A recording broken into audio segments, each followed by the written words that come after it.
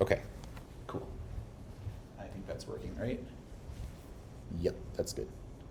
Okay, and then I'll move. I think that works, yeah. Okay. Yeah, so I'll just sort of recap for the video. We're doing the assignment 3 question 4 problem where you have like a wall built with these 2 blocks. And we've broken down 3 cases so far. N is 0, 1, and 2. Let's move on to N is 3. So for N is 3, you could have a few different ways, right? So you could do 3 like this, right? There's one way. You could do this and then the 2 horizontals like that. You could flip that. You could have the 2 horizontals and then the vertical, right? And then we add some extras. So we have 4, which is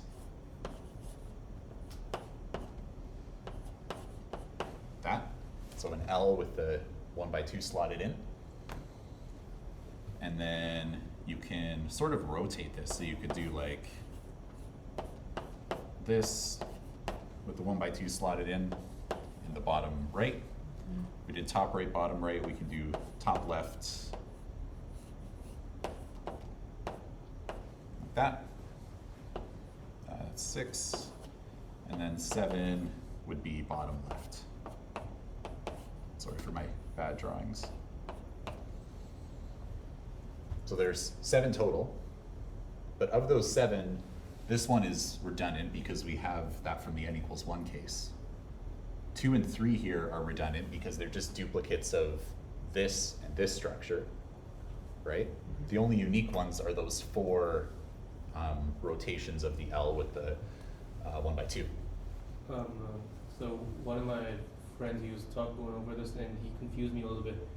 When you say that they count as unique, mm-hmm. but he's talking about the orientation of the bricks themselves, do they are they taken into consideration at all when we're accounting for the unique? I think it was specified in the question that orientation still.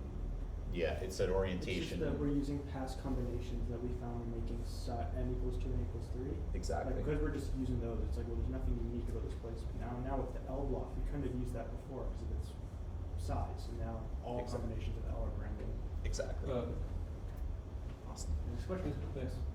So then there's 4 unique, right? The 4 different orientations of the L with the 1x1, and there's 7 total. Now for the last one, I'm not going to do the total. I'm just going to show the unique ones because there's a lot of. I think it's 15. I don't know. I think that was right. I remember when I did it, I checked it as well to compare and make sure everything was correct. Exactly. Yeah. So I think it's 15. I have mine on. And you can like write them all out, but this one's unique where you have 2 L's interlocking. You right, sort of like that. And then you can do the flip of that. So you can do this. This is such a bad L. This. Good enough. You get the idea. There's like this, and then there's like this, where it's like sort of mirror images of each other. So for n is 4, there's 2 unique, and I don't know the total, but I'm not gonna, it doesn't matter here. Really only the first few matter for your base case. So once you've got this, the way that you write out the formula, it's sort of, or the recursive definition, it's sort of, like it's gonna be this way every time, but I should also mention, in general, you don't, like, there's not a general endpoint for this, right? So we've done up to n equals 4 for this specific problem, and the reason we did that is because if you were to go to n equals 5, there would be 0 unique. You could always decompose anything into any of the ones we've previously done. Same thing for n equals 6. And you can sort of logic through that because you need a complete wall, right? So maybe you think like, well, what if we do like this,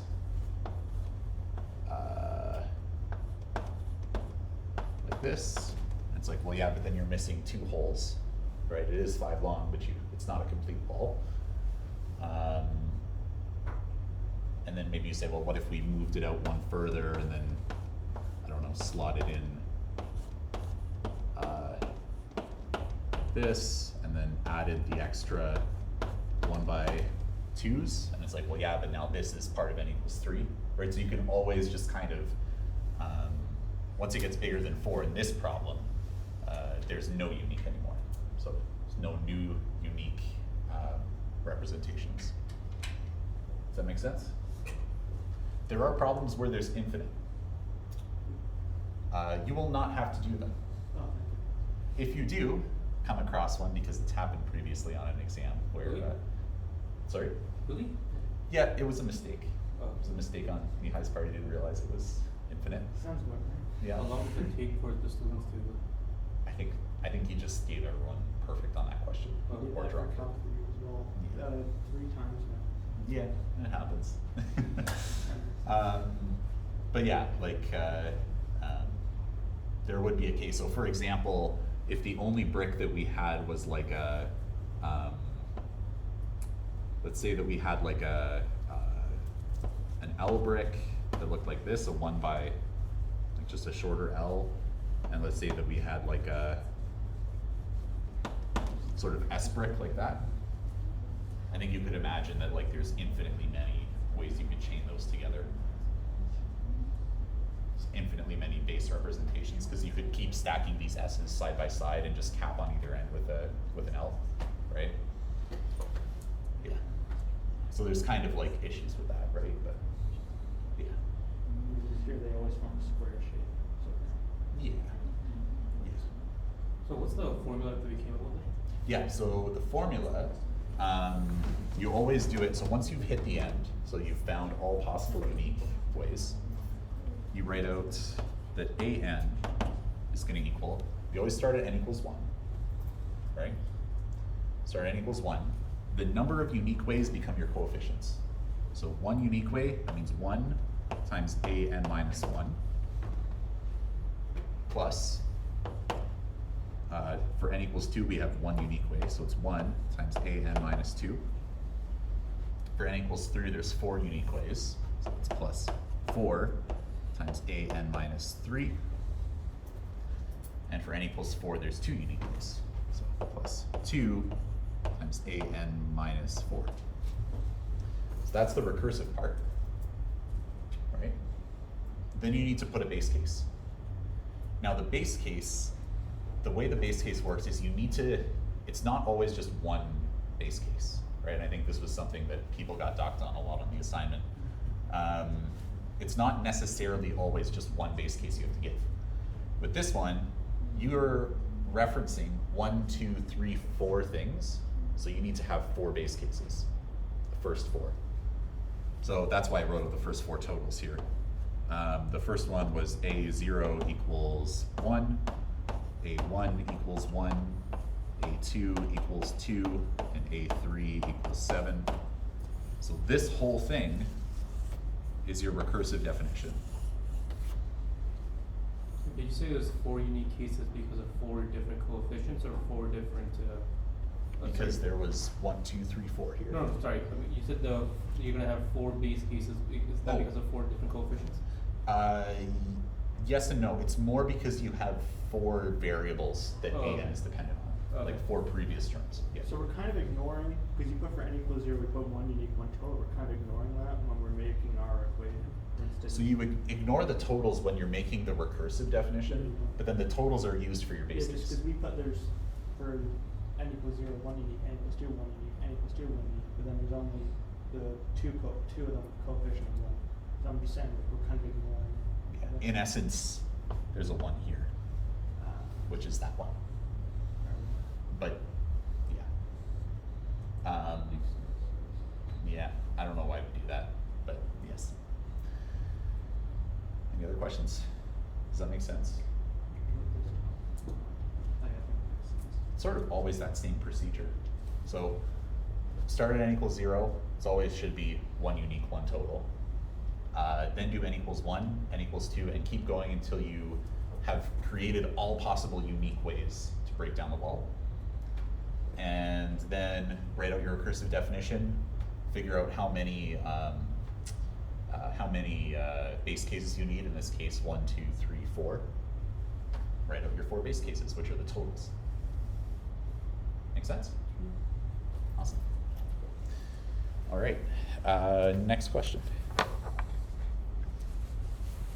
Will you go over some of the, some like the later combination questions? Like, I feel like some of the later ones are a tiny bit more confusing. Sure, what kind, like, so there's a bunch of them, what kind of questions are you Like, looking at? there was, what was the one Mihai did in the review? I was kind of confused by Oh, those. the Like, all- distinguishable, indistinguishable, like the basic permutations, combinations is fine, but those are just a tiny bit. Stars and bars, that's the one that's confusing. Oh, stars and bars, fuck, yeah. I feel like it feels really arbitrary the way it is, which might give a point, but he has a specific example in the review if you want to go to that. Yeah, let's do it. Do you have it? Yeah. Because I haven't, It's on my phone. You just use the formula, and plus K on this one, and then K on this one, and choose yourself. Yeah, but he like actually draws the stars and bars, which I Yeah, assume we I have to do, totally. and I'm just kind of confused why he draws it the way he does. Like, why does he pick those, like 5 kids and he put 4 bars? Is it just Because- because it's minus 1? Because it's like this, so it's 4 kids, 1, 2, 3, 4. Oh, so it's separates. Yeah, yeah. Right. I don't even just use the formula, it's way easier. I don't like this using the formula. I like to kind of understand. Yeah, I tried doing that as well for some of the harder questions, and it doesn't work that well. What question is that? The last one for chapter 6 for the country. Chapter 6, last question. Also, I'm not sure if it's Randy, you know what? There's a question he often gives where it's like mod of a really big number, and when you're supposed to break it, I think you do base representation. That's what you go yeah, probably. But I prefer this one first. This is the one that I know for sure is gonna be on it. I'm just kind of like actually showing the bar chart. It would be like, Everything lines up for choose 3, 3 would be your base, So, and then 7 would be your way, and I think it's the exact same thing. Yeah, good idea. yeah, of course. So with the 9 balloons, right? Getting 9. The idea, I guess, the way it works is we draw 4 bars, and then we distribute. Because then there's 1, 2, 3, 4, 5 spaces for each of the kids. Yep. And then, okay, well, let's distribute. How can we distribute? Well, we have 9, so we have like 1, 2, 3, 4, 5, 6, 7, 8, 9. Like that's one possible way of doing it. Yep. So then the formula becomes, we'll just use this specific way. C 13, 4, or I know 13, 9 also works, I believe. Like both would be really the same thing. So I think. and it's fun. Yeah, 13, yeah, yeah.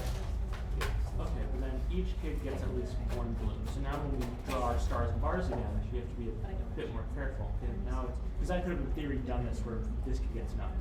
But now it's, okay, he gets 1, he gets 1, he gets 1, he gets 1. But now I can distribute the rest of our now. So Yes. him another, give him 3. Sure. Yeah. And in that case then, but now I'm confused, like what would it change to? So, the, Just because I guess we know these are set in stone, we wouldn't include those in the combinations. yeah, so, what you would do is you would say, reserve, like, you would start off by reserving, 5 stars, right? You're left with 8 things, right? Oh, that makes sense. And so you have 8 slots to fill. And 4 kids to distribute. Or no, with 5 to the downwards.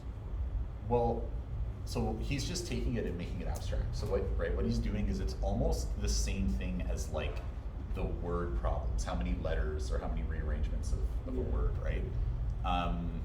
It actually is basically the same problem, but like if it helps you, change stars to A and change bars to B or something, Like right? a rearrangement question and just think how many possible. Well, those rearrangement questions are better. Because I know those questions, what you do is you'd find the sum, and then it'd be like, okay, let's start with A. So if there's 2 A's, it'd be 27, 2, Yep. minus that 25, and then let's say 3 B's. Sure. So like, I guess what I'm saying is the way. So in this case, the way that you would figure out,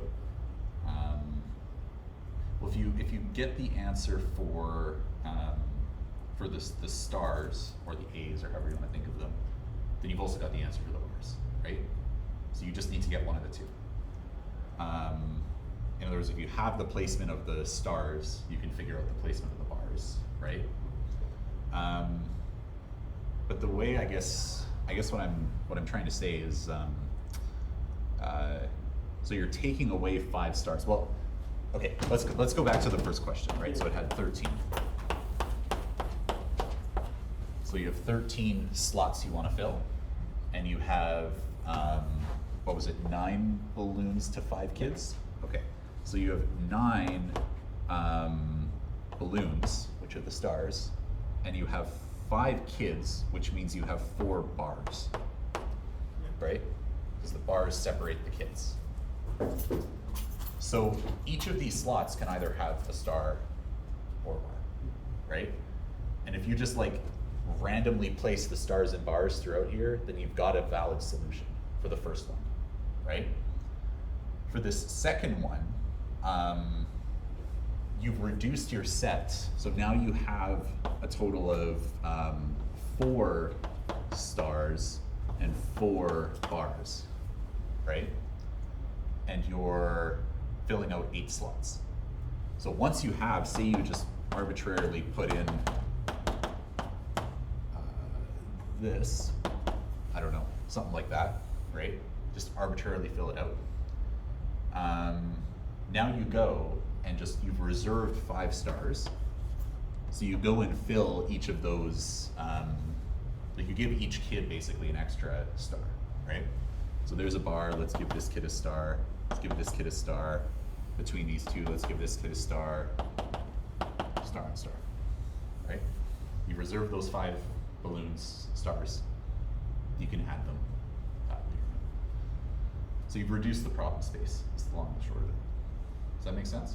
A bit, yeah. I think if I just do more practice, like with this for reference, and then just do more practice problems with it. Probably. Yeah, that makes sense. It's very similar to the how many possible words can you generate from these letters. I know how to do that one, so I'll try to keep that in mind. Keep it in mind, right? It's just, instead of letters, you have stars and bars. 2 different characters. Any other questions? I was wondering if you do a coefficient question because I did it, but it only worked if I like times the entire answer by n for some reason. So I only got a fraction. Like a binomial coefficient? Yeah, like that one. Okay, sure. And I'm like, for some reason my answer is like an eighth of what the answer is, and like that's n. So I'm assuming that has something to do with it. I'm not sure why. Question. Let's try it. So, Wait, yeah, he's asking we want to find the coefficient of x to the 7 times y squared. x to the 7y squared. In the Okay. expansion of 2x minus 3y squared. Interrogating. Okay. So, so you know the binomial formula, right?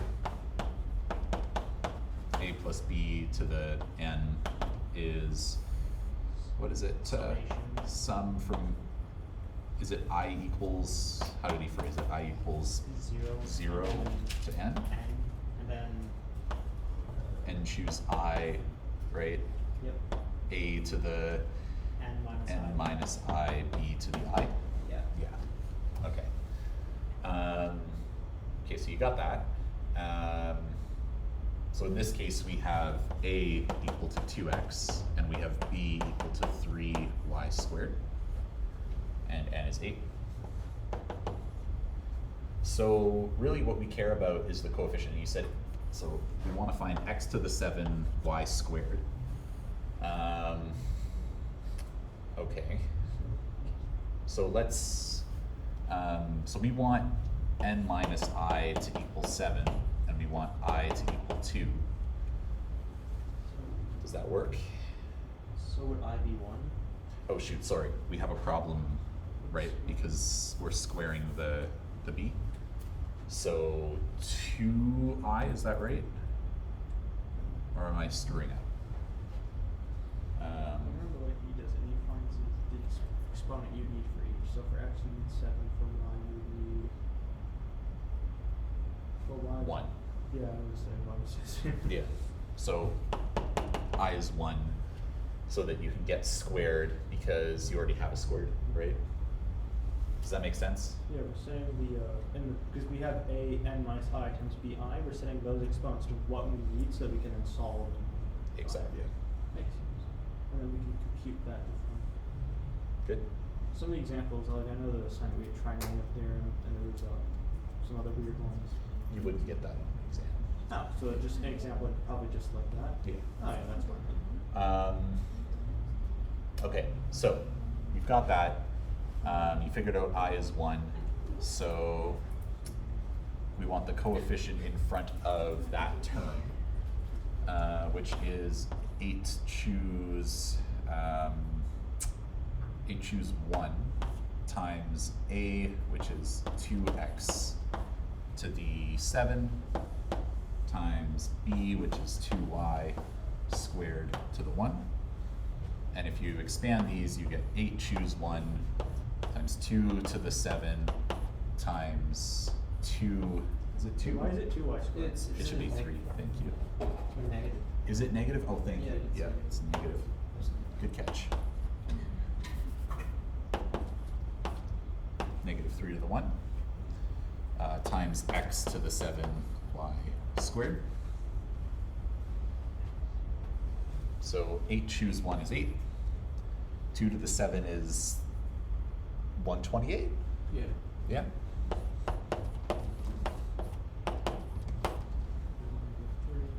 What number do you get for that? I don't know.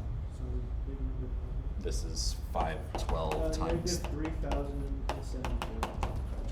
Seems right. There's your coefficient. Does that make sense? That's what I got, but it says the answer is negative 24,576. Here, Microsoft Math Solver has maybe they just did. Yeah, this is from the workshop. It's possible. Here, let me just check my. Because that's what Check those it, was. yeah. This was. So we want to. Yeah, it's a Microsoft tool. It's pretty useful because you can get it. Do it in Python too. That too. Yeah, Python. SymPy's nice. Do it in whatever you want, really. MATLAB will do it. 2x minus 3 Yeah, actually, so Microsoft Math Solver works. It's really annoying. And I forgot. Yeah, no, exactly. Is it food? We'll probably just use SymLab too. All right, hang on. You caught it? What term are we looking for? X to the 7 y squared. X to 7 y squared would be negative 3,072. They just probably. Okay, just this is messed just up. messed up. They got what we got. Sorry. Long as you got it. You didn't do anything wrong. Sorry? You didn't do anything wrong. Yeah. You Well, I didn't do it, but you know, Yeah. it's Were you there? kind of my course. Were you there? Sorry? Were you there during the? During the It was review? for a workshop. Yeah. Oh, for the workshop? No. I assume Oh, it was a workshop. It's not our course. No, that's what I'm saying. Like, Oh. That's what I'm saying. Like, what do you call it? Either it was Sarah or Older. Sure. Wait, another workshop for Discrete? Yeah, it was. They did one for stats as well. Was it the review or was there one review? They do often a few every 2 weeks for the different lectures. Like they did one for combinations. They did one. Who's for, running that? Sarah. Yes. Oh, okay. They did one for counting as well. Yeah. Wait, they actually had a workshop for Discrete? Yeah, they were linked at the bottom of the homepage. God damn it. Next. Oh. Maybe like an inductive proof or something. Yeah, sure. What question? The summation ones are usually the most common, but they're also the easiest. I don't know, the one in the workshop was easy, but I have a bunch here. If one of them like Can you do one of those complicated graph ones? the complicated. Graph Sorry. ones? Oh, like graph theory. Yeah, but like after the request. You say graphs, just expect short answers. Yeah. I would say it's mostly going to be short answer. What did I give any questions for graphs? I don't even remember. Because graphs was on the last week's. It was Wednesday. Yeah, I mean, we can do. Did we do any of these in class? Did I cover any of them? I don't want to be redundant to you two. Like in tutorial, Yeah. that was with Mariam. Oh, it was with Marion. And he didn't do this, he just did probability. That's right. I was not there on Friday. Okay, well, let's do them then.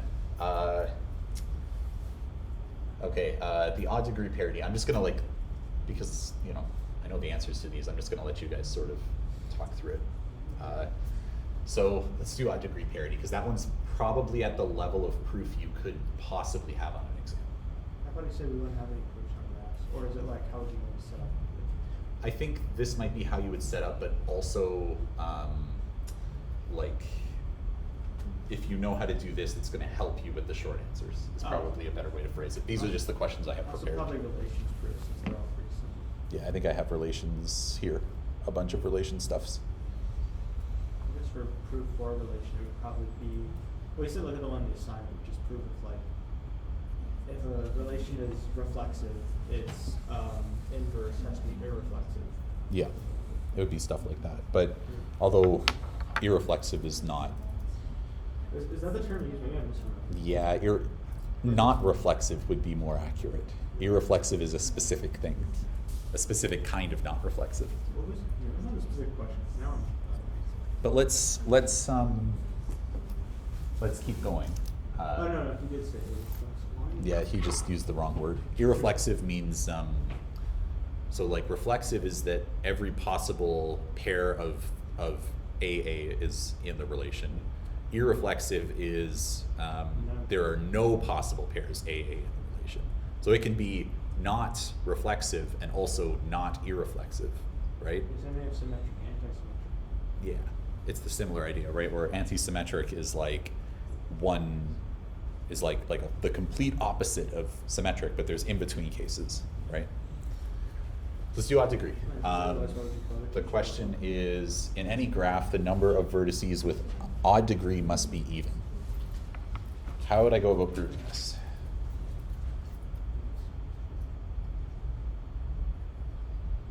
You could do a proof by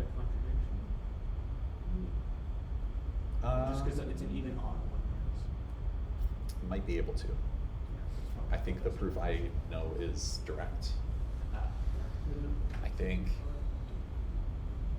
Just because I know a lot of even odd proofs, he recommends using either by contraposition or by contradiction. It might. I don't know. It's not. I wouldn't say it's a hard and fast rule, right? Nothing in this course is hard and fast, right? But Which is what I like. Wait, can you do a nothing? You probably could, but that's beyond your level. Because you'd have to do induction on the graphs. And how do you know you've hit every possible graph, right? There is a way to list out every possible graph, but it's not at your level. Yeah, It's so not we really did- at my level We either. did do some stuff with degrees for induction, but yeah, I don't think we needed Yeah, I don't think so. So the number of vertices with odd degree must be even. Okay. So say G is a graph.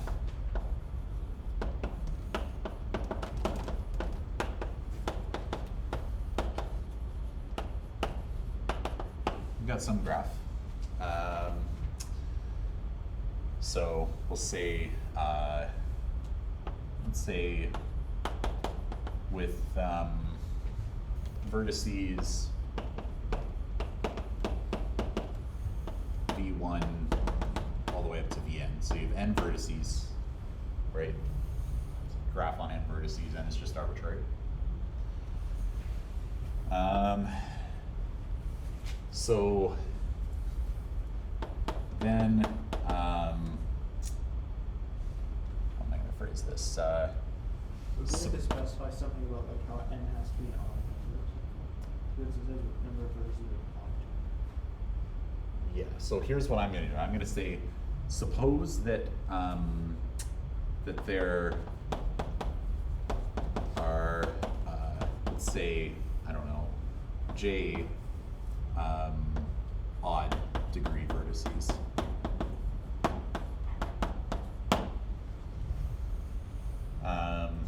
So we have j odd degree vertices, and we have, I guess that would mean n minus j even degree vertices, right?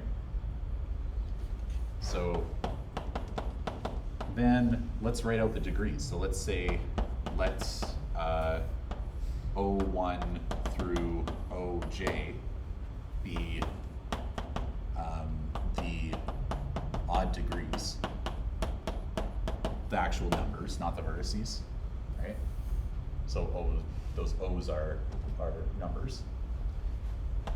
And we'll let E1 through, what would be my last term here? How many even degree vertices are there? There are J odd degree vertices. J plus 1, No. Sorry? J minus 1. No. Because what if there's, Oh, would it be 2j plus 1? no.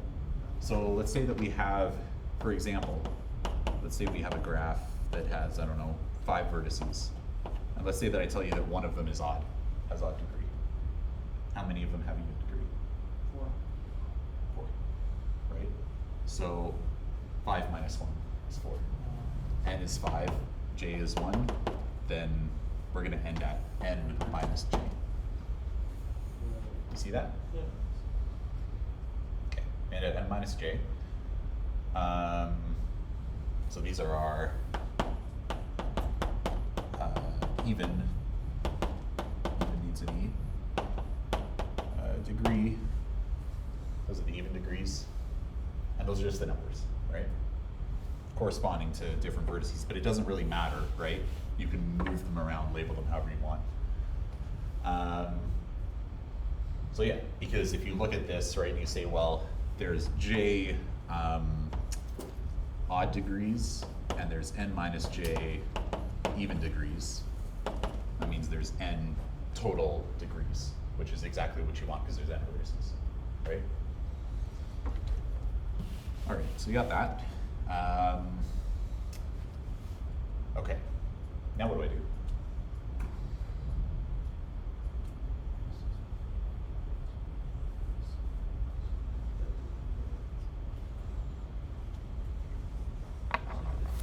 J must be even number. Yep. Trying to show that J is an even number. Can you use the definition of an even number? Sorry? Can you use the definition of an even number? The definition of an even number is, yeah, that it's equal to 2k. Odd would be 2k plus 1. I don't think you need the definition.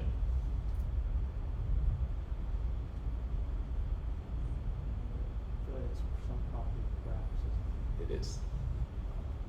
I would practice graph theory that much. So, what's O1 plus O2 all the way to OJ plus E1 plus E2 plus all the way to En minus J? What happens if you add up all the degrees of a graph? What do you get? There's a theorem that tells you something about this without looking it up. I was gonna just like. Yeah, I know. If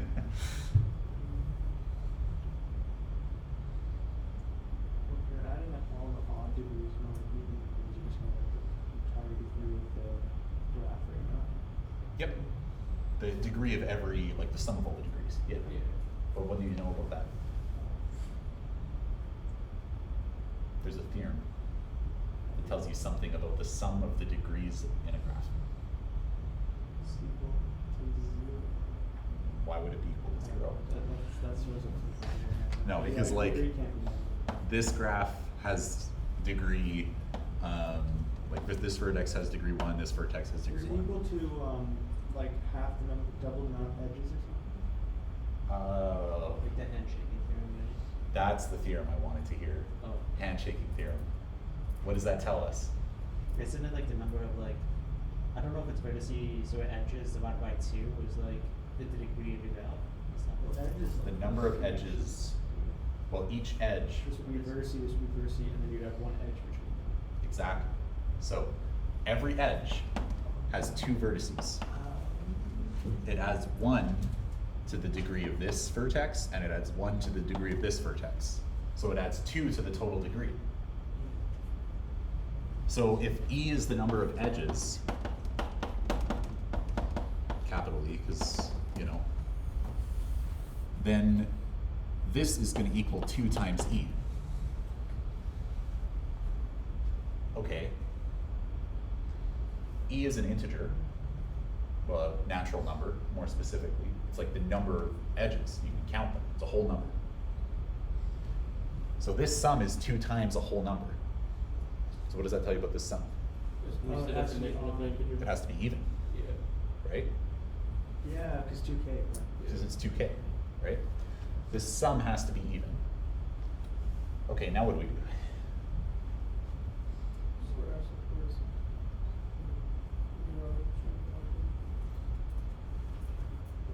So do we move all the even to the other side? Sure can do that. So let's say that, just for sake of argument, I'm going to say that EI, where I is any of these E's, right? So if you pick any of those E's, it's going to equal 2 times, let's say, KI, for some K, right? Because it's even. So I could write it as 2 times some number, right? So if I write that out and I bring the E's to the other side, then I get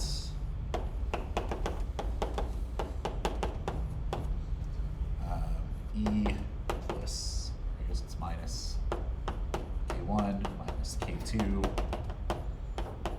minus Kn minus J. Does that make sense? Is that all good? Because really this would be 2E minus 2K1 minus 2K2 minus 2K3, right? I'm just factoring out 2. To show that it's still essentially be 2K, Yeah, it's going to be 2 times something. which means that that number on the left side must be even number. Yes. Yeah. How do you get an even number by adding up odd numbers? You have 2 on them. You have an even number of odd numbers. Because if you had an even number of even numbers, you would get 2k plus 1, right? But if you have an odd, you get a plus 1 on one of them, you get a plus 1 on the other one. The 2 plus 1s become plus 2, so it becomes even. So, this is even. So that means that J is even. So there's an even number of odd degree vertices. Does that make sense? Could we do this in a graph or just? Like visually, you mean? Yeah. Like as an example? You want to see like, or like a proof using the graph? Yeah. I don't think I can give you a proof using the graph. I can give you an example. What's your favorite graph? Any graph? We'll do like 5x. Oh, sorry, x power 5. Don't think that's a graph. Oh, that's it. I mean like a graph theory graph. Like nodes and edges. I don't know. Let's do like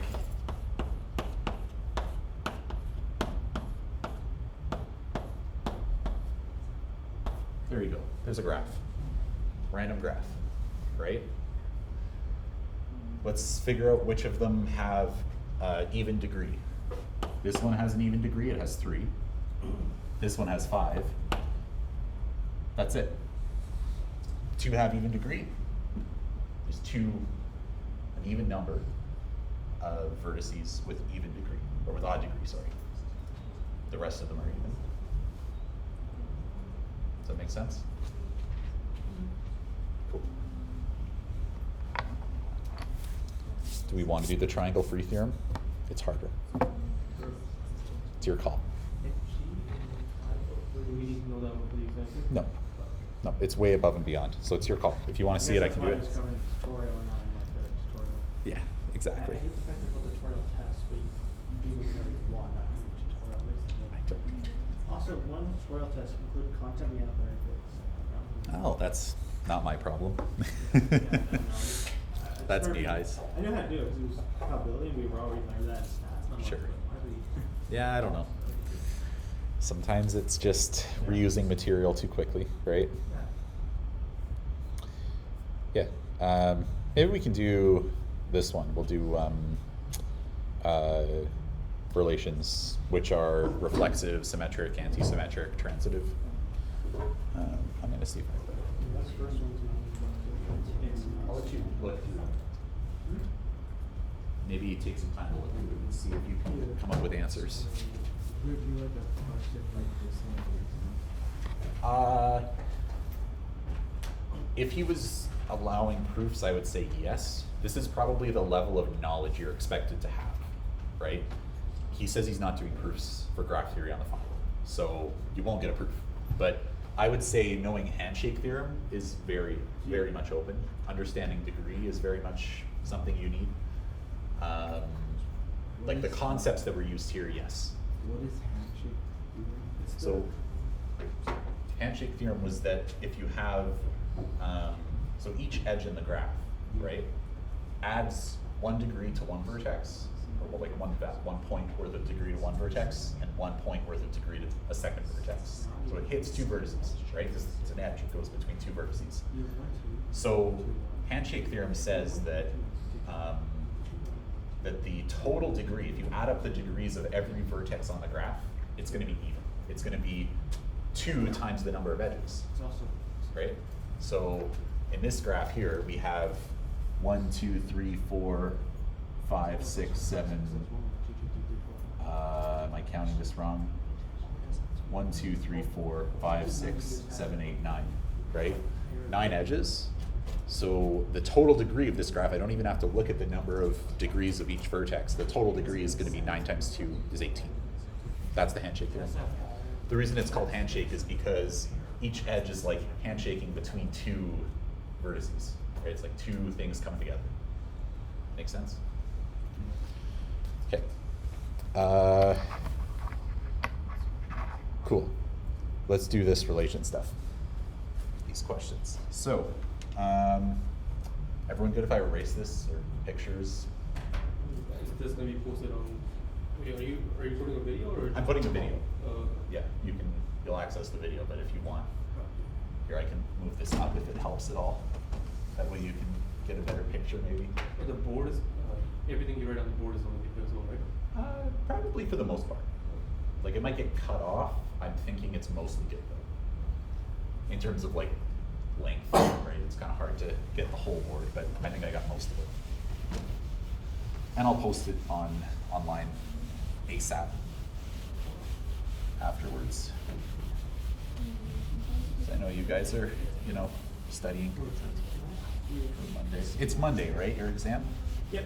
Yeah, Monday at like 9 or 8. We did all visit and Calc 3 is also. That's annoying. I'll be there. SDA wasn't running. It's 2 hours of change. Yeah, it's 2 hours long. Sunday is Monday's discrete. Wednesday's 3. Thursday's data.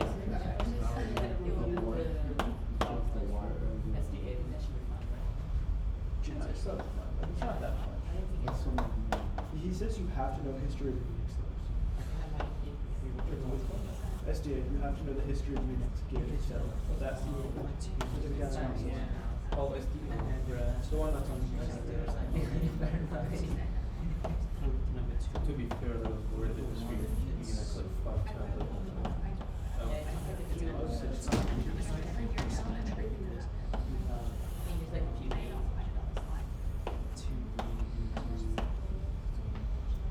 All right.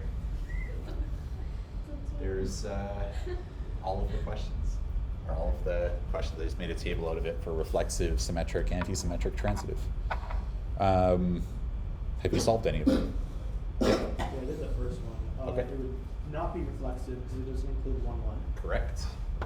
It would not be symmetric because there's no 4, 2. As an easy example, you have 2, 4, but you don't have 4, 2. Correct. I don't believe it would be anti-symmetric either because the fact that you have 2, 2, 3, 3. But like I thought anti-symmetric is none of them can be symmetric. Anti-symmetric means that if you can take 2 things and flip them, then the 2 things are actually the same. So if you take a set of all things that are like symmetric, Right. they're all right, just right. the reflexive That's pairs, right. right? Yeah, that's the only thing that's confusing anti-symmetric. The rest of these. So is this one anti-symmetric?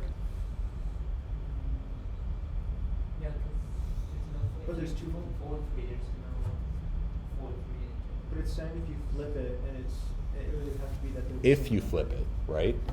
So for it to be index symmetric, it would only be 2, 2, 3, 3, 4, 4, 1, 1, like stuff like that. Right? Mhm. Is that the case? No, because you have 2, 3, 2, 4. Exactly. 2, 3, 4. Well, yes and no, right? It's not anti-symmetric specifically because you have 2, 3, and you have 3, 2, Oh. right? So you have a pair that does flip that's not just duplicates, right? Does that make sense? It shouldn't flip, like, there shouldn't be another pair that, like, it doesn't flip. Yeah, unless the pairs are like doubles, like 2, 2, 3, 3, right? Which would, I see. So, yeah, because we have 2, 3, 3, 2, which is good for symmetric, but bad for anti-symmetric. Anti-symmetric says for that to be the case, the X and Y, those two numbers have to be the same. Exactly. Okay, that makes sense. What's the case you were saying that you can have like asymmetrical sides at the same time? Well, this is. Let me think through that.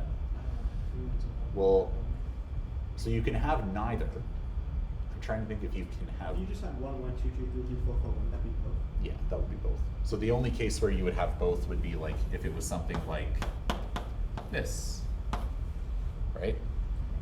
Because everything in here has a flip, just 1, 1.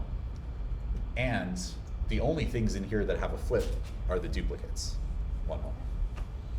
So just like one pair is enough for it to be an anti-symmetric. Like if there wasn't another 3, 2 in there, which is 2, 3, it wouldn't have been anti-symmetric.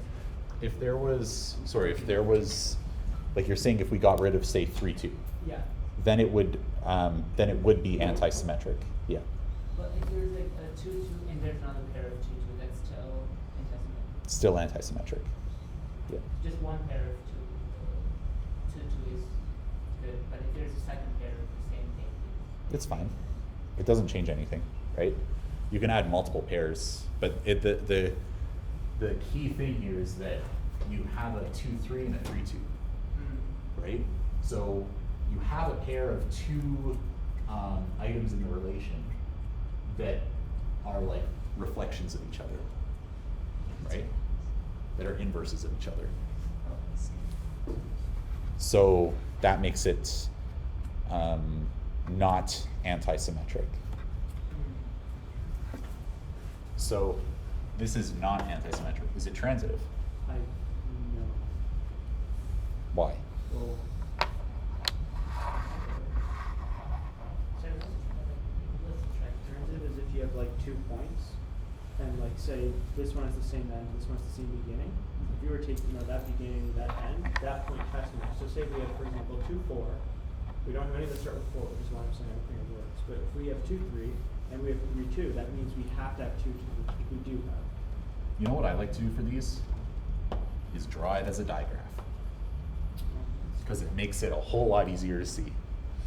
Let's say this is 1, 2, 3, 4. 2, 2 looks like this. 2, 3 looks like this. 2, 4 looks like this. 3, 2. 3, 3. And 3, 4. So the way I would think about it is reflexive if every dot has self loops. In this case, 4 does not have a self loop, so it's not reflexive. In terms of symmetric, every arrow has to be 2 ways. Yep. Sorry, just quick on the reflexive. Yep. You mentioned 4 doesn't have a loop. 1 also doesn't. If it did have 1 4. also doesn't have a loop. Yeah. Okay, yeah, that would be Sorry, interesting. thanks. Let's Yeah. say 4, 4 have a loop. I was just like looking at this, but yes, you're right. Both of them would need to have loops. But there's nothing, no one and But it's and in the set. Yeah, yeah. So that means it can't be reflexive because 1 does not relate to itself. So every point would need to have a self loop for it to be reflexive. For it to be symmetric, every arrow between 2 different things would have to be both ways, right? So we have 3 and 2 are both ways, but 2 and 4 are not, and 3 and 4 are not. So it's not symmetric. For it to be anti-symmetric, you would need to have no double arrows, Except the pointing at itself. except the self loops, right? But like in terms of actual arrows going between things, you would need to have no double arrows like that going both ways. This one has a double arrow, so it is not anti-symmetric. In terms of transitive, the way I like to think about it is that it's almost like you can't get stuck somewhere. So, so let's see. So maybe that's a poor way to phrase it. But if you went from, say you started at 2, right? Say you go from 2 to 3, and then you go from 3 to 4. Well, you can go 2 to 4 and cover the same distance, but doing one step less, right? So if I went to 3 and then to 4, I could just go 2 to 4. Even Right. though the arrow's pointing down or up. Specifically because the arrow is pointing down, Oh, okay. right? Because if I'm starting at 2 and ending at 4, right, I can make a shortcut, right? So the question with transitive is, can you take a shortcut for any possible path you take, right? And I think the answer with this is, Just trying to think, the way I like to think of it is just look at all of the pairs. In the case of 2-4, we don't have any that actually begin with 4. Would that matter for transitive or no? nope, So then I guess it would be transitive. it is transitive.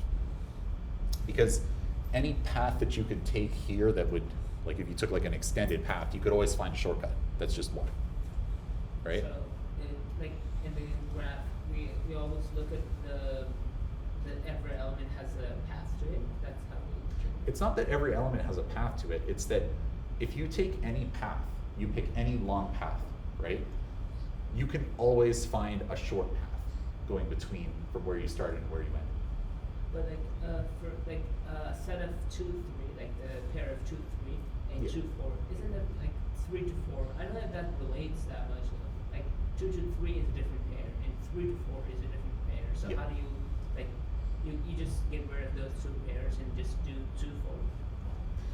I think I see your question. So like with the definition of transitive is that if you have AB in the relation and you have BC in the relation, you have to have AC. So in other words, that AC is the shorter path, right? It's the like one distance path, right? So if like in this example, if we have 2 and 3 in the relation, and we have 3 and 4 in the relation, then we need to have 2 and 4 in the relation.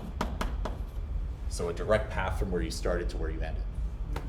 We go 2 to 3, then we go 3 to 4. We could have just done 2 to 4. Yeah. So because we don't have any. Sorry, Matt, I did go first. I was just gonna say, that's why for 2 to 4 doesn't work, because you don't have B and C, so the definition just cancels out, that's why it doesn't matter.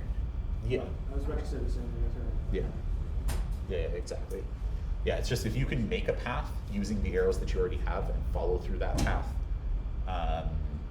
and you can't do it in one step, alternatively, then you have a problem. Then it's not transitive.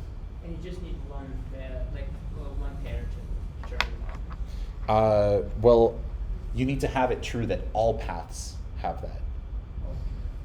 If one path does not have it, then that's enough to say it's not transitive, right?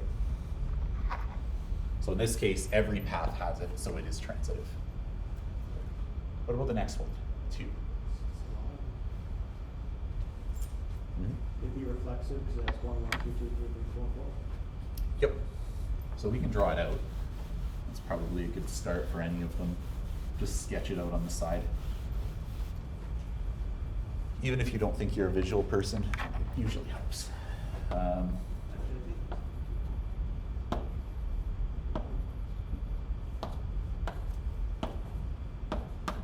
So we have 1, 1. We have 1, 2. We have 2, 1. We have 2, 2. We have 3, 3. We have 3, 2. I missed a bunch of I missed actually 2 to 4, 3 to 2. Are you doing that? We're doing the second one. I'm doing the second one. I'm looking at the wrong thing, aren't I? I me just jump back to the first one. So we did 1, 2, 3, 3, 4, 4. Okay, great.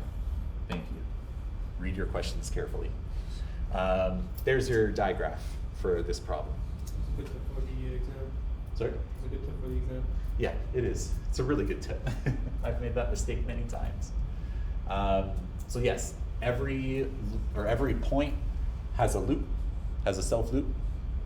So it is reflexive. Is it symmetric? Yes.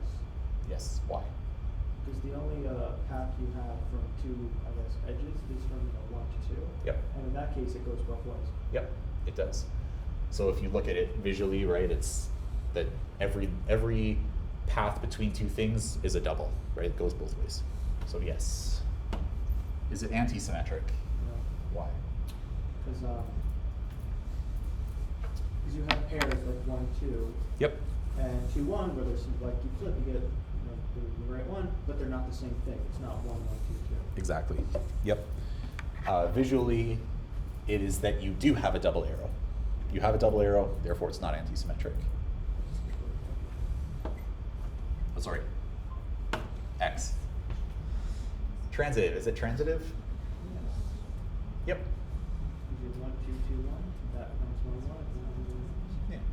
We would say if it's reflexive, symmetric, transitive, that it's also like equivalence, right? It is an equivalence relation. Yeah. So if it has is, all three. if it's this, this, and this, then it's an equivalence relation. Good stuff.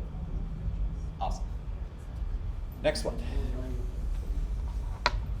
The set of all pairs. So now we're using a different set, right? We have an infinite size set, R, right?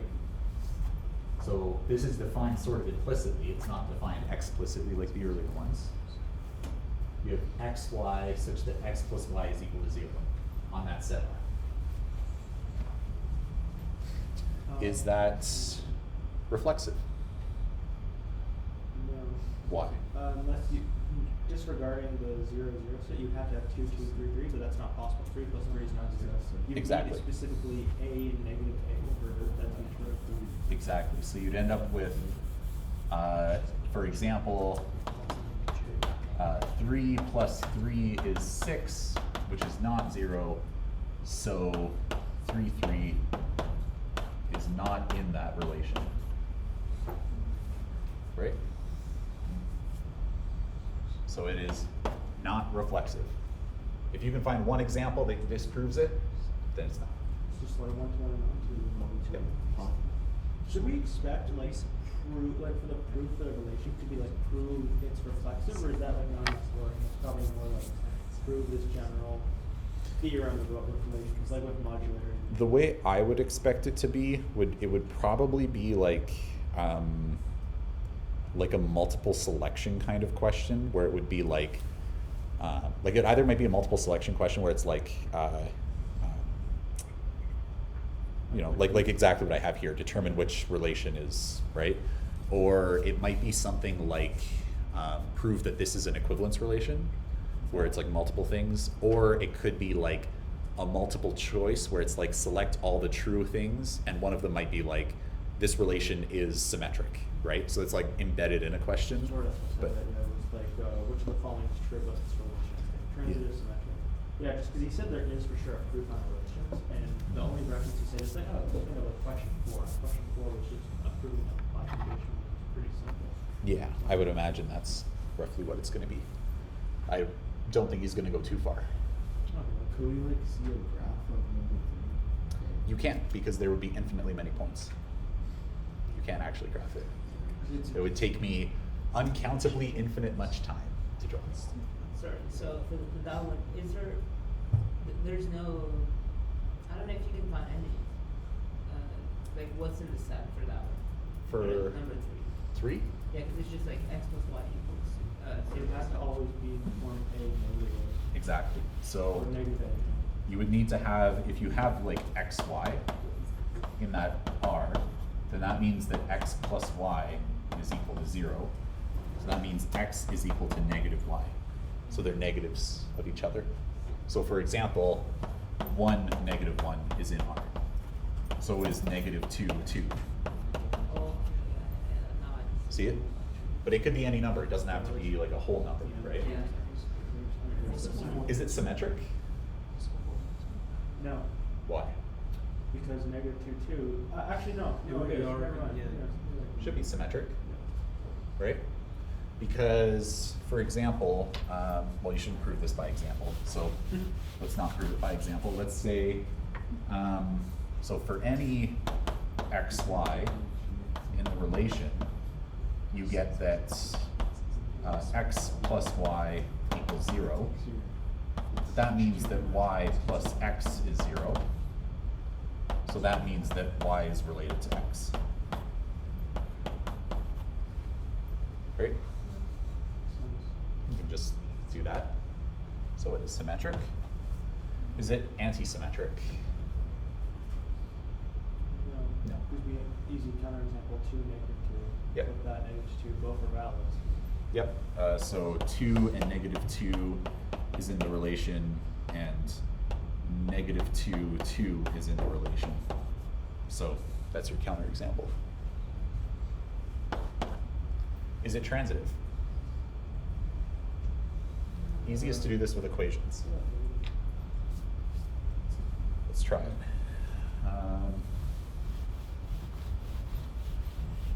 So let's see. So let's say that we assume that xy is in our relation and that yz is in our relation, right? Then we want to show that xz is in the relation. So this means that x plus y equals 0, and this means that y plus z equals 0.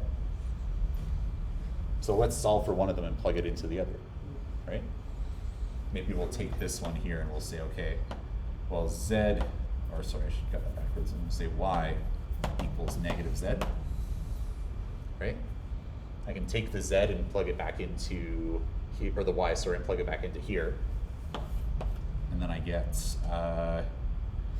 sorry, into here.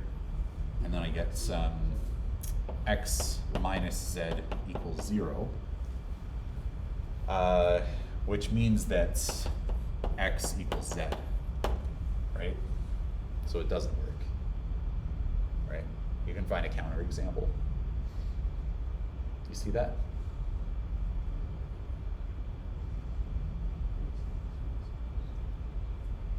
So as an example, a counterexample for a transitive, -1 and 1 is in the relation. So is 1 and -1 in the relation. Oh, but -1, -1, But -1 and -1 is not in the relation, right? So you can't, if you start at -1 and go to 1, and then you go from 1 to -1, you started at -1, ended at -1. But -1, -1 is not a relation, is not in the relation. They're not related, right? Because -1 plus -1 is -2, it's not 0. So it's not transitive. So it's not transitive. There might be examples that work, right? But if you can find one counterexample, it's done. Okay. 4. It's a little more difficult. X minus y is rational.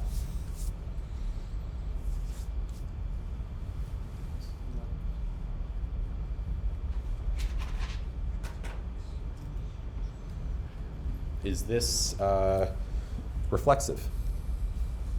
What if x equals y? What happens?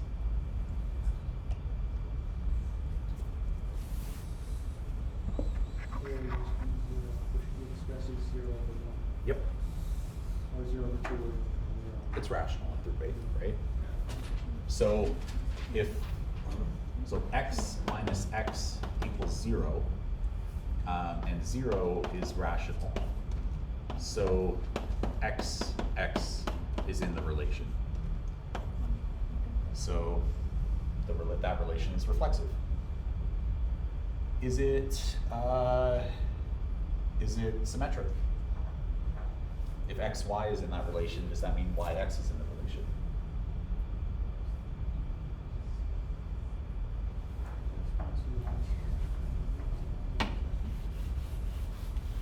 It should be. In fact, it's a very specific number. Like, it would just be negative x minus Yeah, right? So if xy is in the relation, that means that x minus y equals some like p over q. It's rational, right? So that means that negative, so we have y minus x is equal to negative p over q, which is also rational. So that means that y and x are related. So it is symmetric. Is it anti-symmetric?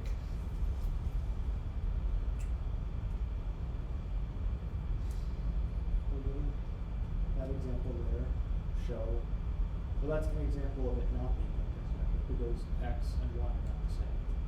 Yep. So that would kind of already suffice as a counterexample.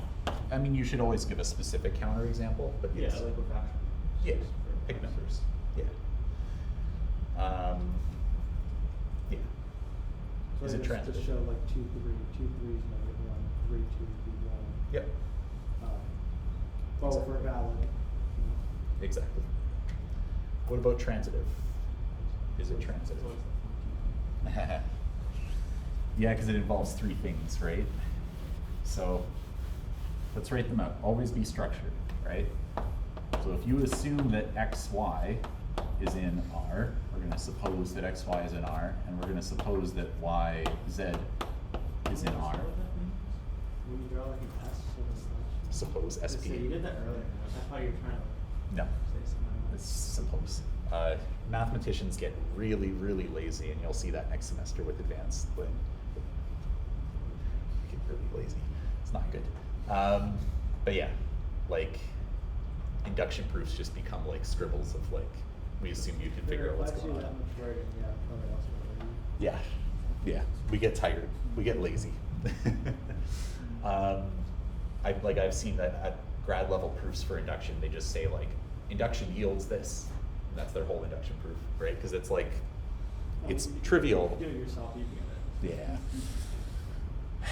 Yeah, textbooks like to say, you get to higher level textbooks, they start to say things like, this proof is trivial, we're leaving it for the reader, when it's actually not really that trivial. It's trivial, but it's just a pain in the ass, that's why they write it.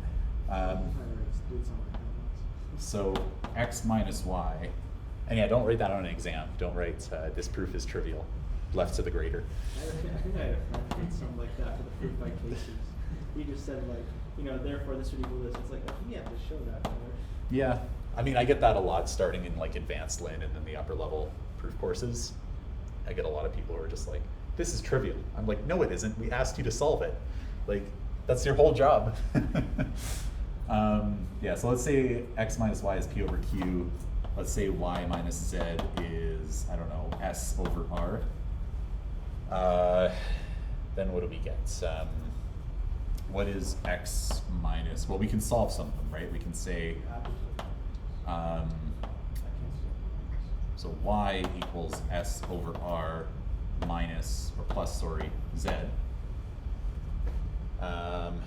So that means that x minus y is equal to, how do I want to do this? You could have added the two equations that cancels out. Oh, that's right. Good idea. Let's do that. So we get, sorry, x, the two y's cancel out. You get x minus z equals p over q minus s over r equals, you should write this out. What is it? PR minus So q. it would be minus for adding equations. Yep. Good catch. Should be PR minus, or plus QS over QR. Does that seem right? So you find common denominator and then add. X, Q, P, R. I think that's right. Yeah, I got, so you'd be PQ, you'd have to multiply that side by R. Yep. That side by, Q, so you should get PR plus SQ over QI. That's what. Yeah. Okay. Now I'm just blind. It's all good. All good. So yeah, it is transitive because this is a rational number.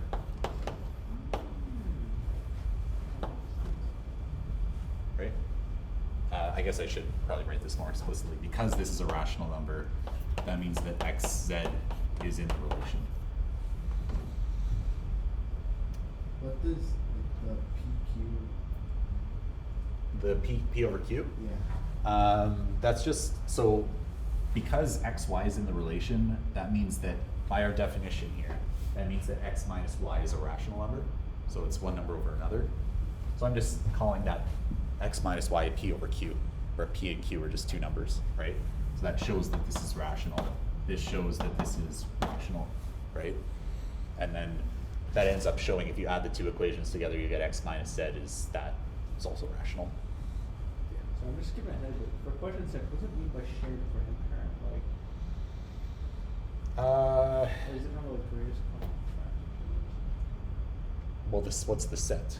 Oh, P. Oh. Yeah. Yeah, no, that makes sense. Yeah.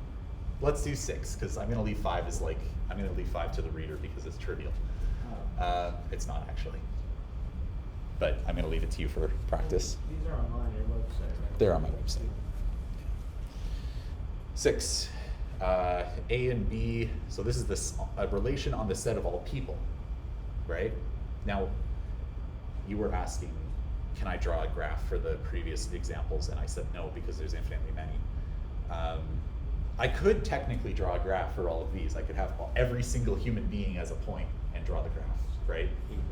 It would be like a family tree, right? It would be like the family tree for everybody on Earth, where it relates everybody all the way back to an ancestor, So you right? have to include like dead people as well, so I think it's 108 billion people. There's a lot of people, right?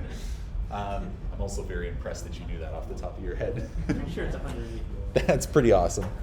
Does it count just on the sapiens or any ancestors? 117 billion, I suppose. That was impressively close. Does it only count on the sapiens? Either way. Yeah, I think it begins 200,000 years ago. Like that's when they start their count. Sure. So AB, we have a relation where A is related to B if they have a shared grandparent. What does that mean in reality? Like, how do we say, in real life, how do we say that, I don't know, me and somebody have a shared grandparent? We don't say that in real life, right? Yeah, Cousins, It would be cousins, yeah. right? I was gonna say brothers, but no, that we shared Nope. parents. well, I was gonna say parents or brothers. Cousins, right? I would never walk around and say like, oh, here, this guy here has the same grandparent as me, right? I would say, no, that's my cousin, right? Yeah. It's a weird way to say it, right? But yeah, okay. So A and B have a shared grandparent. Is A related to A? Yeah, because that's the same as I really regret asking this question because I think there's a lot of really bad answers to it.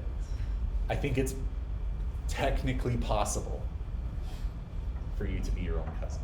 I think there's weird ways you can make this happen, Like but legal, like in law, like how we define. legally, I think there is a way you can manage it. With the schizophrenic, like multiple personalities. That too. I mean, I don't know about that, right? But I think like there was this like whole thing. I'm going on a tangent, but that's okay. There was this whole thing Exams you have to do where they're all logic based. where you're your own grandfather. There's like a fully legal in all 50 states and all 13 provinces and territories way to be your own grandparent. And I will show you how. It sounds like some loophole to the grandfather clause before they got rid of it. Nope, it's not. It's not? It's not. It's fully legal. It's mildly weird. Like Is it's it- mildly uncomfortable. Is it based in some weird history thing, like Nope. in the grandfather clause? No, it's Nope. not. There's like an actual good reason. There's an actual way to do it. So, say this is you. We're going on a massive tangent. Say this is you. You have a parent. Let's say you have a dad. And you have a mom too, presumably, but she's not in the picture. You have a dad. You get married to your, let's say, I don't know. Let's say that this is me, just so it's, you know, this is my wife. and we have a kid. Let's say a daughter. So all that needs to happen for this craziness to work out is your dad needs to get married to your daughter. Oh my god. Of course it does. And have a kid, I think. Yeah, no. So that kid would be your brother because it's your dad's kid. But it would also be your grandchild, right? Like it works out, and if it's your brother's, if you are your brother's grandfather, your brother and you should share the same grandfather, so you're your own Legally grandfather. recognized? Well, I mean, your dad can marry your daughter. Like, that's really weird, but like it's I thought possible. I thought incest was illegal. At least for the purposes of procreation. Yeah. So like half of this works out. It also like kind of would work if like this wasn't here, like if it was like a daughter of a different kid or a different parent or something, right? It's like a step kid. Married the daughters? Then I guess you would be your own step grandparent, which is equally weird. But that would be fully legal. Okay. So. Why do I know this? I don't know. Maybe that raises more questions than it This answers. is a lot like, I've seen some law tests before. They're like super logic based where you can like, you're able to argue so much with them, but like, well, I mean, there's this one really weird case that technically counts. It's like, wow. That's kind of what we do in math all day. Random weird cases of things. Okay. Is that relation reflexive? Is it possible to be your own cousin? Let's say no. Okay, Wait. let's say for the sake of this question, no. Let's say no. I may have just misproven that, but let's say no. There's probably some weird way to do it, but okay. Is it symmetric? If you are cousins with, I don't know, someone, are they cousins with you? Yeah. Yeah. Two-way relationship. It's a two-way relationship, right? Okay. What about anti-symmetric? No. Right? Because you're not the same person. Yeah. Because if you're cousins to someone, they can be cousins to you. You're two different people. It's not anti-symmetric. Is it transitive? Oh yeah. You and someone else. Mhm. Yes. Oh, I'd also be cousins with them. Are you sure? Wait, no, not necessarily, because different father. No, if your grandparent has like three Brothers kids, and- 3 brothers, and you're cousins with one of the brothers' kids, and then you can be cousins with the other brother's kid. You're I don't- close. I don't have any cousins. This is hard for me to do. Yeah, one second. So let's say that this is your grandparent. So you have a shared grandparent. Let's say this is A and B. B has 4 grandparents, right? So there's like 2 grandparents who are like, you know, shared from A and B. And then there's 2 grandparents who are like, say from B's mother's side or B's father's side, right? So they have like paternal grandparents and maternal grandparents. And then B could share C with one of those grandparents, right? So B could be cousins with C on their like mom's side, and they could be cousins with A on their dad's side.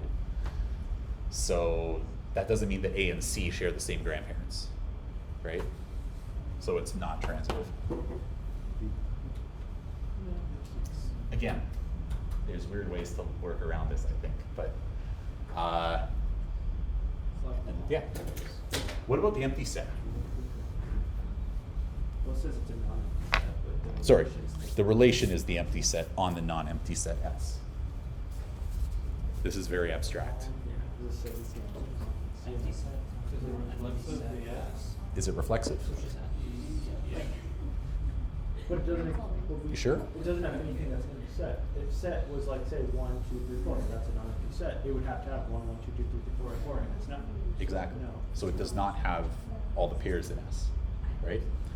So the statement is that for all, well, let's say, for all S in S, S is in the relation, but nothing's in the relation.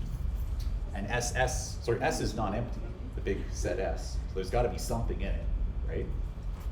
So that, pick a specific one, S, little s. Little s is not. So it's not reflexive. Is it symmetric? Well, I mean, if there's really nothing in there, the opposite of nothing is nothing, so sure. Yep. It is symmetric. Is it anti-symmetric? Is it true that all of the terms that are symmetric are duplicates or doubles? Yes, because it's just nothing. Yes. So yeah, I guess we. Yes. And this is again, I guess, one other few examples where it's both symmetric and. It is. Is it transitive? Can it be transitive if we have less than one item? Yep. Because the usual definition of transitive involves two items. Yes. But I mean, we've done this with less than one item. These require one. Yeah, that is true. Right. So I guess if we had like just the set of 1, 1, we could consider that transitive because let's just say 1, 1, 1, 1. Yeah, 1, 1. Would be 1, 1 just there. Yeah. Just go around the loop a bunch of times. Well, in that right? context, then yeah, I think it would be transitive. So we have empty set, and we have empty set. Yep. Just transitive. So if you pick any x, y in this relation, and you pick any y, z in this relation, you can't pick anything for this. You can't pick anything for this. So can't pick anything for that, right? So if you go through every possible x, y, and y, z you could pick, which is nothing, every possible one does satisfy that rule, which is none of them, right? So yeah. You could have the set 1, 1, 2, 2, 3, 4, 4, but a set 1, 2, 3, 4 would actually qualify under all four. No. Yeah, it would. Yeah, 1, 1, 2, 2, 3, 3, 4, 4 would qualify for all of them. If it was like on 1, 2, 3, 4. Because you have equivalence and it's also anti-symmetric, but you Yep. have where you guys. Yep, exactly. Sorry, I had a, I think it was on the, it's not about this, let me see. The example was like how many bricks you need to put Oh, we can- Yeah. make a wall with. And that's in the, that's like, that's another example, he gave us a formula. Yeah. It's n equals n minus 1 plus 4a, n minus 2 plus 2a, n minus 3. Can we use it for all? Or is it just like? Just for that example, You have to build it. you have to build the formula. Using the unique cases, or unique blocks for each of them. You're actually Yeah, I did it on this recording, so if you go back, yeah, we did it, that was the first example we did. So if you just go back in time on this recording, yeah. Okay, so then you just get questions. You said you got 15, right? I switched. Yeah. Am I changing the wrong? No, I got 16 of you. Yeah.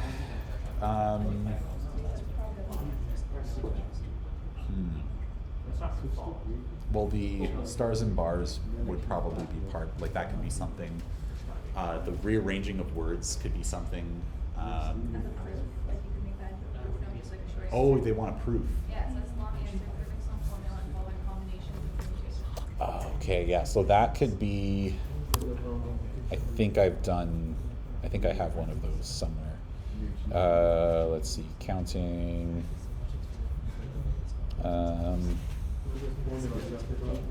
There's some proofs for pigeonhole principle, right? Proof for pigeonhole, it's like you can only write like 3 lines of that. It's saying like. Nah, I don't want to show you solve that. stuff, right?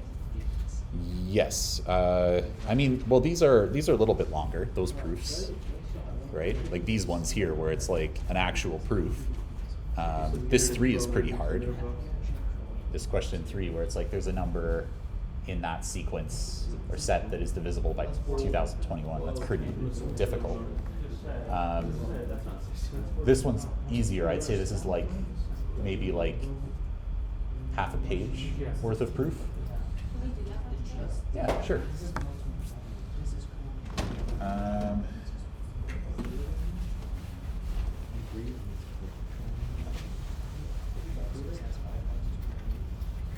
They could also, I should say, they can also do combinatorial proofs that are like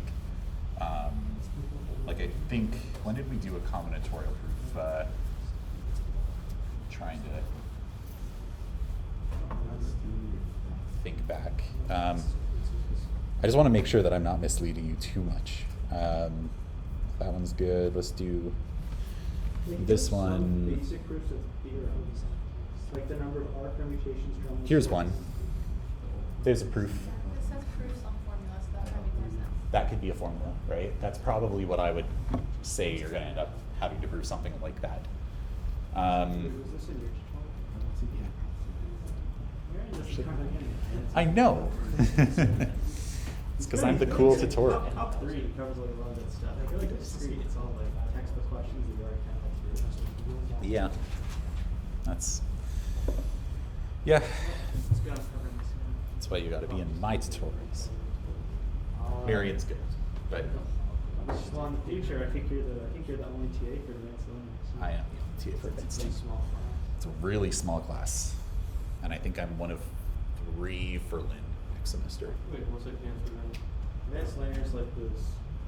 Do I call it sequel course or whatever? So it's linear algebra.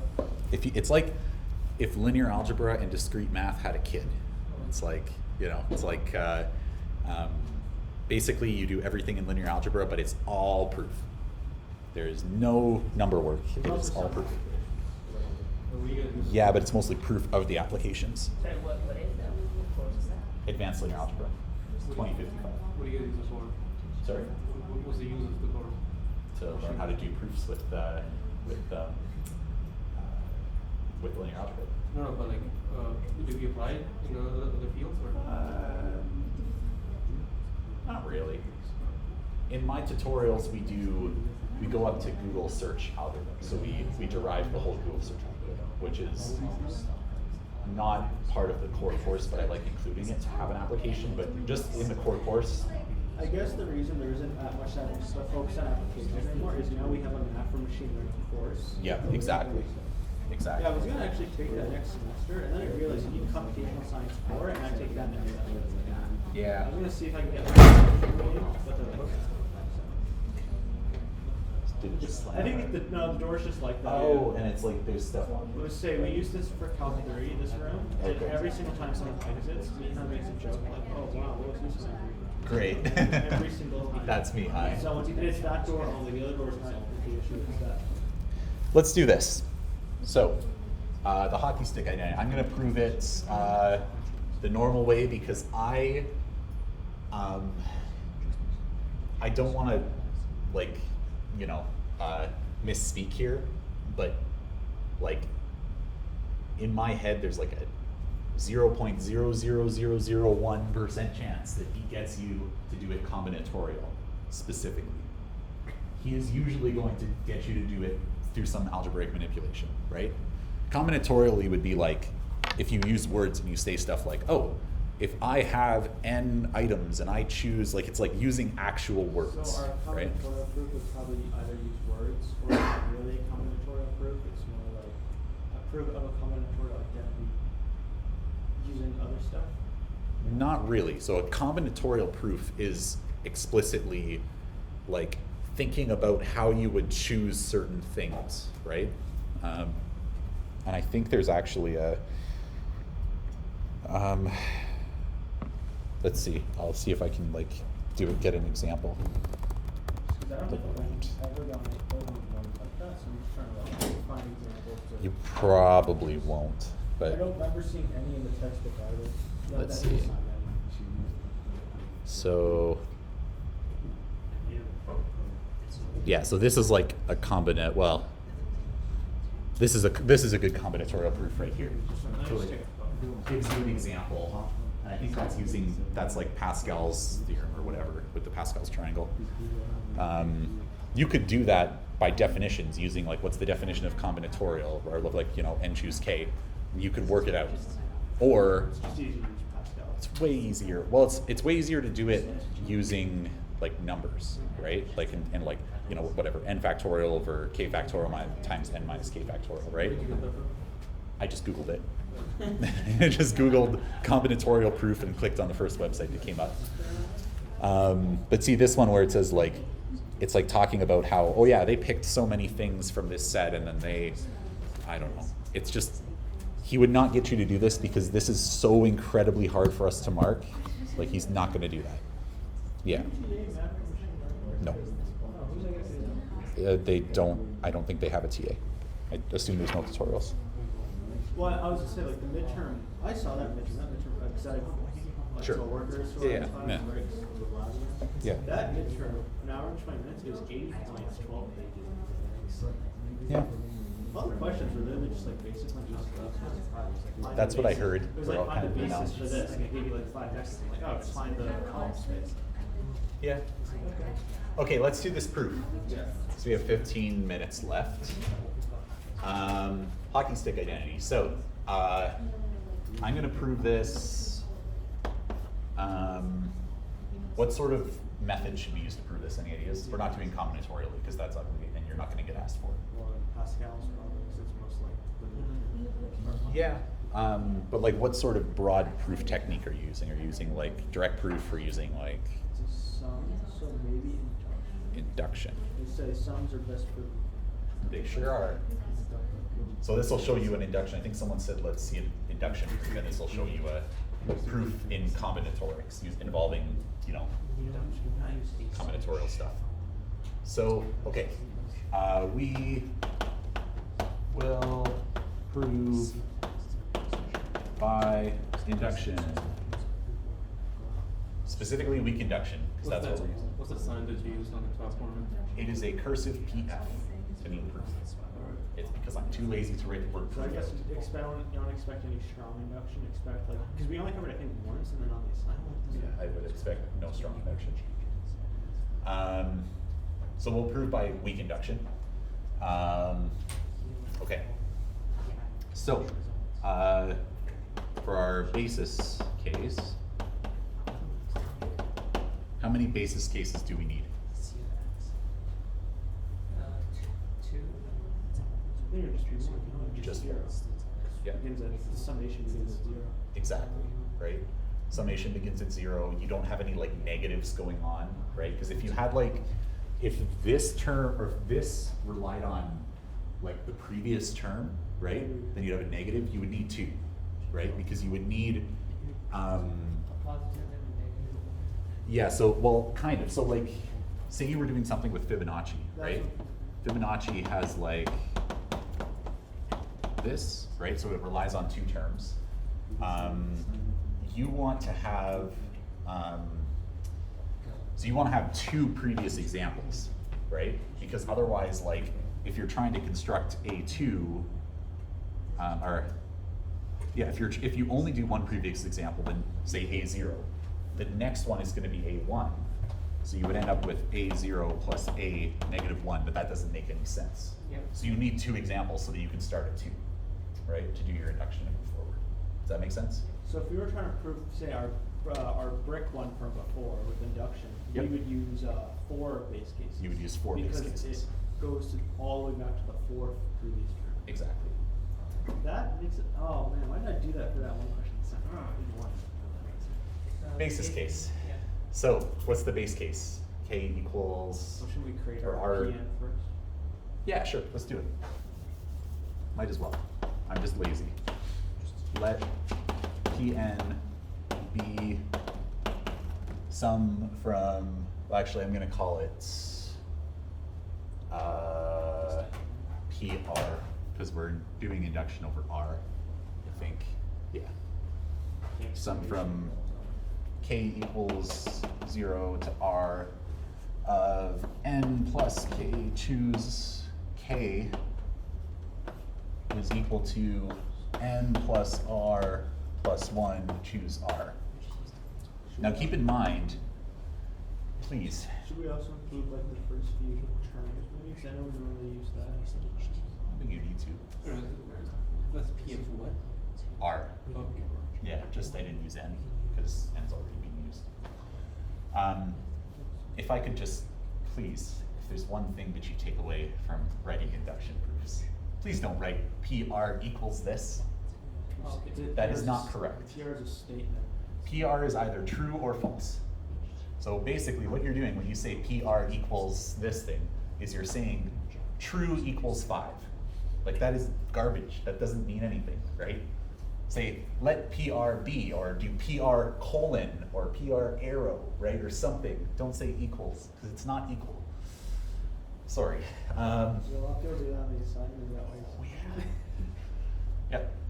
I easily took off like a total of like 50 marks from that. Okay, let's keep going. So, also, did you all get your assignment feedback? Like, that was all good? Ours is, someone submitted it late and you gave it 0 for, we worked on it Did you? Oh, you were, I don't know the name of the, like the number, but it was, yeah, someone submitted it late, and then one of the yeah, members. so I'm looking into that one. Oh. Yeah, I got an email, you were with like Talha and Jonathan, I think? Yeah. Yeah, so yeah, I'm looking into it. I done the fourth, assignment 4th. I don't know if I can, like, it's not my decision, right? So I'm leaving it up to Mihai. I don't know if I can give you marks for it, but yeah, everyone else got, like, you got your feedback and the files worked fine, right? and everything. A friend of mine had an issue, but I think he said it got resolved.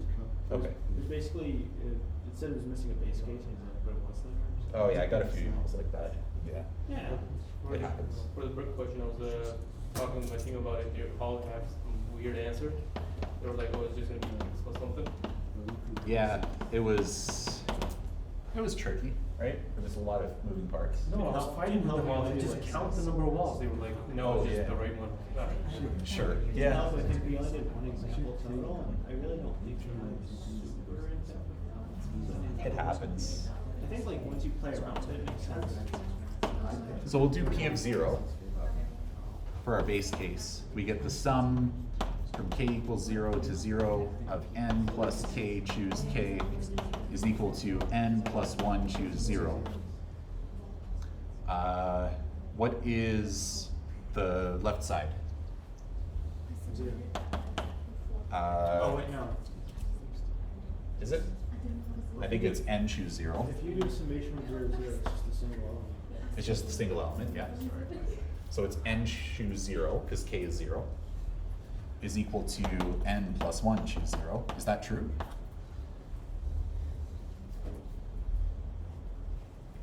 I think both sides are 1, right? Yeah. Both sides are 1. There's one way to choose n things from 0 objects. It's like the first one. Yeah. Yeah. One way. Or backwards, there's one way to choose 0 things from n objects, it's just do nothing. So we've got our base case, P0. So now we will assume P, I need to pick a different letter, T. I don't know. Sorry, what does that say? It's after the equal sign, is n minus 1? Here, Yeah. this is n plus 1. Sorry, choose 0. Just because if r here is 0, then you get n plus 1 choose 0. So we'll assume P of t. So that is, we'll assume that the sum from k equals 0 to t of n plus k choose k is equal to n plus t plus 1 choose t. So And we're not doing n plus 1? sorry? We're not doing n plus p, n plus 1? Well, we're assuming pt, and we're going to show pt plus 1. Oh. I'm just using t because we already have n's used, we already have right. r's, we already have k's. Like this, what letter do you use, Yeah, right? no, I see the issue. I just like picked a random letter, What do t. you- Well, I feel like r plus 1 would. Well, r is in our definition, so you're supposed to use a second letter, a different letter. I don't think he did that, but yeah, Yeah. that makes sense why, yeah. Just because you don't want to reuse variables, right? It's just like assume one specific t. So that means we want to show p of t plus 1, i.e. the sum from k equals 0 to t plus 1 of n plus k choose k is equal to n plus t plus 2 choose t plus 1. So the right side, or the left side, I'm going to start with, this is how I would always approach an induction proof, is write out these two lines every time. Assume p of whatever, k, in this case I'm using t, and then write out what that means. And then write, I want to show t plus 1, and write out what that means, right? Always start with those two lines. That will help you so much. This is your inductive hypothesis. This is what you want to show. Once you get this far, look at what you want to show and start at one of the two sides. You might have to, like if you pick the wrong one, you might have to start over from the other side, so. Sorry, just having a hard time reading the, Yeah. n plus what? In the, yeah. Here, n plus k. N plus k. But it'll already be K, not T. Oh, sorry. Because it's a index sum is from K. k equals 0 to t plus Using 1. the index variable. Yeah. There's just a lot of variables in this question, that's all. Cool. I'm gonna start from this sum. What do I get? I get the sum from k equals 0 to t plus 1 of n plus k, choose k. That's equal to the sum from k is 0 to t. I'm just gonna separate the last term. So it's the sum from k equals 1 to t of this, plus the last term, which is n plus t plus 1, choose t. Right? Why would it be choose T at the bottom, not T plus 1? T plus 1, thank you. Yeah, and then this should be t plus 2. Right? Because we're plugging, oh wait, is it? We're saying, no, or we're is t using our plus 1? identity Yeah. from there, so shouldn't just the K's just replace with T? Thank you, yes. And do you still need a T plus one at the bottom? Choose t plus 1 here? Yeah. Yeah, because we're just replacing the K's. And then Yeah, just that- replacing the k's with t plus 1 We're everywhere. just getting rid of the plus 1 by splitting the summation into. Exactly, splitting it into two parts where the second part is just the single term. But now this, so again, going back to a general idea, whenever you're doing an induction proof, assume, write what you want to assume. Want to show, write what you want to show. Start with one of the two sides of the want to show, and try and like just play with it so that one of the parts of your inductive hypothesis of what you assume comes out. So you're trying to like manipulate one of the parts of the want to show, one of the two sides. You pick one of the two sides of the equal sign. You manipulate it so that one of the two sides of your hypothesis comes out and it's there. In this case, we have that right here. So we did some playing around with it. We were able to get this exact thing out. Then sub it in and then work backwards. So in this case, we get, I'm going to sub in, so this is equal to this. So we get n plus t plus 1, choose t, plus n plus t plus 1, choose t plus 1. And you'll notice that this is Pascal's identity, right? This is like you can apply Pascal's identity to this, right? You see it? My line's black. So, how do I explain this? So you're on the n plus t plus first row Yeah. of the Pascal's triangle, and you're looking at numbers t and t plus 1. Oh. So you could add those together Yep. and apply Pascal's identity. And I think if I Google Pascal's identity, it might make your life a little bit easier. Maybe there's actually one here It's probably in the lecture as well, I just forgot. that I don't want to use. Yeah, here's one right here. This is Pascal's identity. So if the tops are the same and the bottoms are off by 1, you can pick the larger of the bottoms and add 1 to the top. And merge them together. That's Pascal's identity. It's the same thing with the Pascal's triangle. However you remember that identity, it's up to you. You probably want to memorize that one though. So add 1 to the top, pick the bigger one for the bottom, add 1 to the top. So top gets added 1, pick the bigger one is t plus 1. Oh, we did our right side. It's exactly what we wanted. So we didn't even have to change both sides, that's nice. You basically never do. I don't know why I'm thinking that. Yeah. Oh, I'm thinking logical. Oh, well, that's it. Usually goof up. With induction, you basically never do. You basically always start with one side. So this is always the structure you should try to follow. Start with one side, manipulate it so that part of your assumption comes out. Do the changeover in your assumption. So like apply your inductive hypothesis. That's what we did to get from this line to this line. So we changed this sum to just this single choose function. And then work your way to get to the other side from there. That's usually the way you try to follow. Does that make sense? Cool. Was that a cheat sheet on the front of that? I don't think so. Not for this class. Or stats. Or like diagrammatically, So you start, in this case, we started with the sums, and we worked our way by like expanding. So we expanded to get a more complicated thing with the sums, which allowed us to apply the inductive hypothesis, right? We apply the inductive hypothesis, and then we simplify to get back. Does that make sense? That's always the flow you should do. Expand, apply the inductive hypothesis, simplify. So now, if you were to simplify, so it's not really, so it's like it's asking for n plus t plus 1. Yep. So do we like take minus 1 from all of it, or?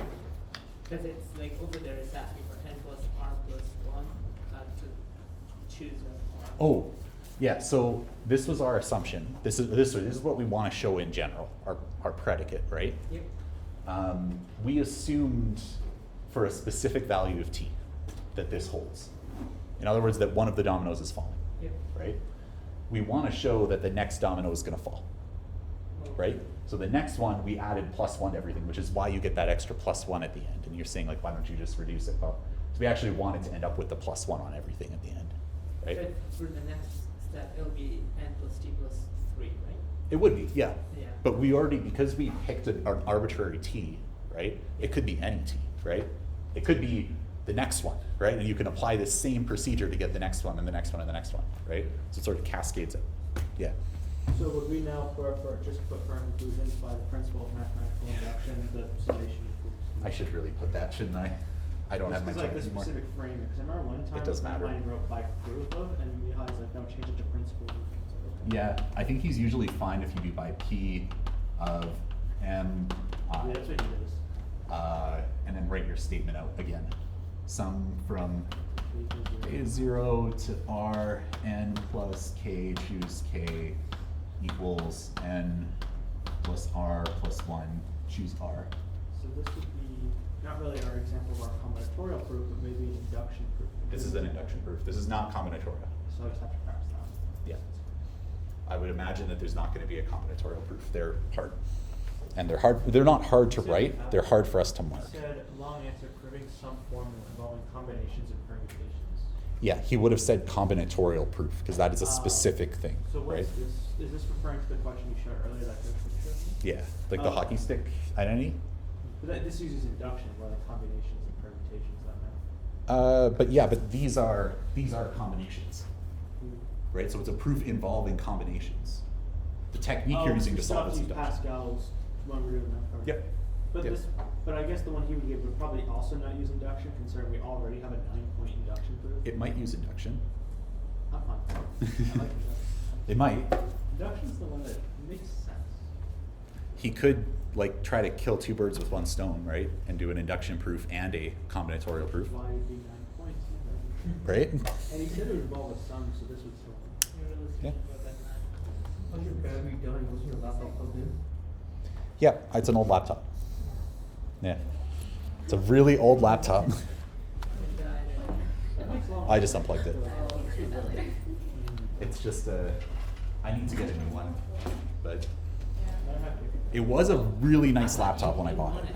I would ask It's like a you. $5,000 laptop. Why don't you get Now one it doesn't on work 5 years later. Why don't you get one on Black Friday? Sorry? Why don't you get one on Black Friday? I don't know. There's a store that sells like not garbage